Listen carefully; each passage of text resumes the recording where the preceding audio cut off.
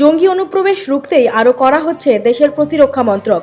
সীমান্তবর্তী এলাকাগুলিতে আরও সজাগ নজরদারি চালাতেই এলওসিতে বসানো হচ্ছে নিরাপত্তার আরও একটি স্তর।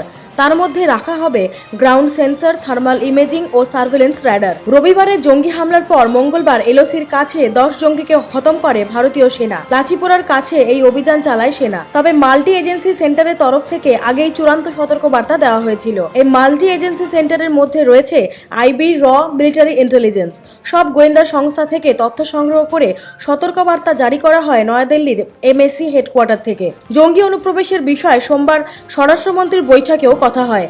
সম্প্রতি এমএসি জানিয়েছে, চলতি বছরের এপ্রিল থেকে অগস্ট মাসের মধ্যে অন্তত 80 জন জঙ্গি ভারতে অনুপ্রবেশ করেছে, যারা ইতিমধ্যেই এলওসি পেরিয়ে ভারতে ঢুকে পড়েছে। তারাই এই মুহূর্তে ভারতের সবথেকে বড় সমস্যা বলে মনে করছেন এমএসি কর্তারা। Bureau report, Kolkata 24/7।